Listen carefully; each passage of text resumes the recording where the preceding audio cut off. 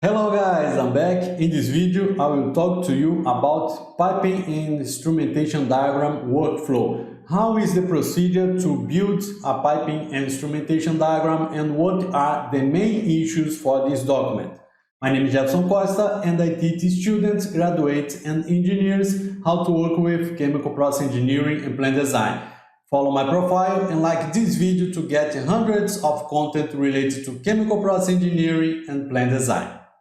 The piping and instrumentation diagram most often starts with the chemical process engineer, and it is one of the most important documents in plant design. And it is this way because the piping and instrumentation diagram, some people call it process and instrumentation diagram, it has a multidisciplinary nature. Not only the chemical process engineer will work in the pipe instrumentation diagram, but also the mechanical engineer, electrical engineer, instrumentation engineer, automation engineer, and others. But there are a workflow, usually there are a workflow that follows to have this document issued from the first time up to the startup and operations of the plant. So how is the main issues, what are the main pipe instrumentation diagrams available in a plant design?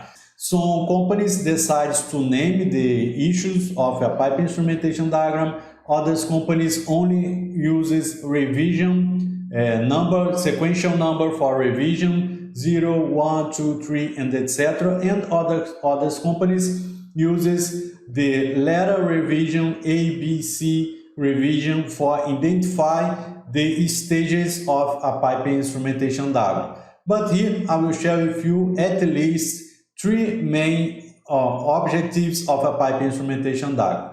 So the first pipe instrumentation diagram that will be issued in a project is the preliminary pipe instrumentation diagram, or revision 0, for instance. In this preliminary pipe instrumentation diagram, the main objective is to show all the major equipment that is available in the process and also add the most important information related to control, pipe sizing for the major pipelines, because all of this information will come from the process flow diagram that was performed by the chemical process engineer.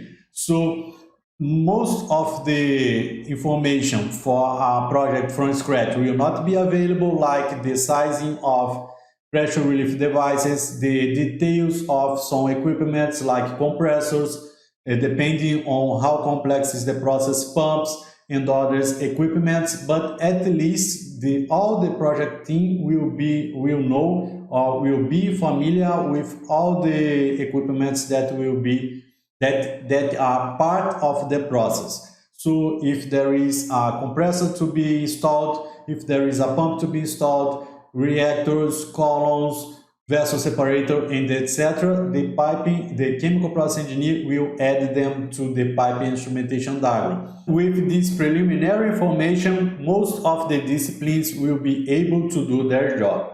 Once the project proceeds and some documents are received from suppliers or some other information is defined and frozen in the project, it's time to release the design pipe instrumentation diagram. So what is the purpose of the design pipe instrumentation diagram? Is to set all the information needed to do the detailing design of the process or the detailing design of the project.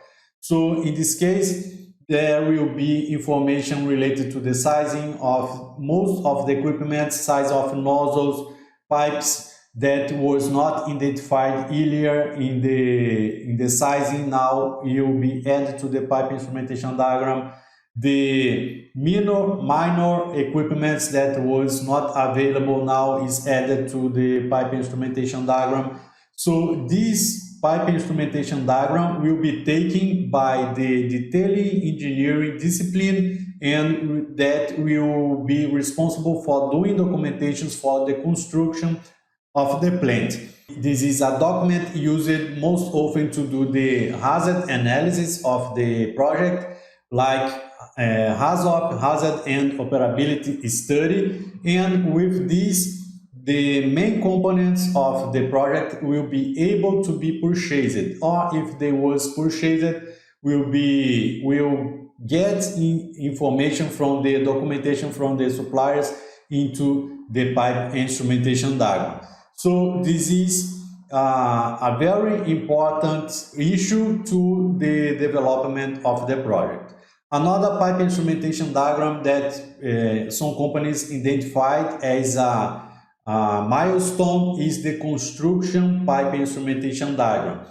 This diagram, the main objective is to be issued for construction. So now that everything was frozen, all the detailing design was finished, a pipe instrumentation diagram for construction will be used in the field, and with association with other documentation, it will be the reference for the erection and construction of the plant at the field. This pipe instrumentation diagram, the construction pipe instrumentation diagram, can have some revision or not, depending if there was any kind of modification in the field. And that leads to another very important issue of the pipe instrumentation diagram, that all projects will issue this one, that is the as-built P&Id. So we have the preliminary pipe instrumentation diagram with preliminary information. We have the design pipe instrumentation diagram with information for the detailing design of the project. We have the construction pipe instrumentation diagram for the person of construction do their job. And finally, when everything was erected, built, and we finished the construction of the plant, it's time to the chemical process engineer or to the commissioning engineer build or to do the red markup in the construction P&Id to issue the as-built P&Id. So the as-built P&Id will represent the latest information available in the site. If there was any change in the type of the valve, manual valve that was used, or if a tap of a branch or a sample was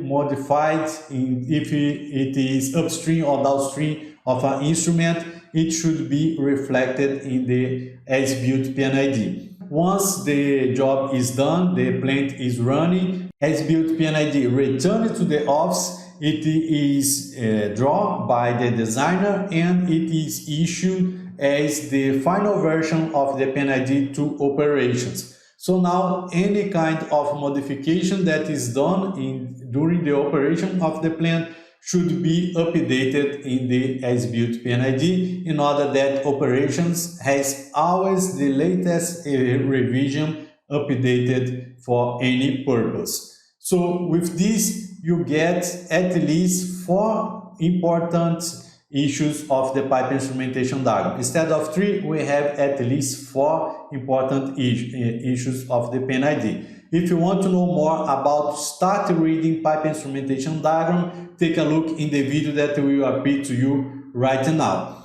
Share this video with students, graduates, and engineers to help me reach more chemical process engineers around the world. This is it, guys. I hope you like it, and I'll see you soon in the next video. Bye bye.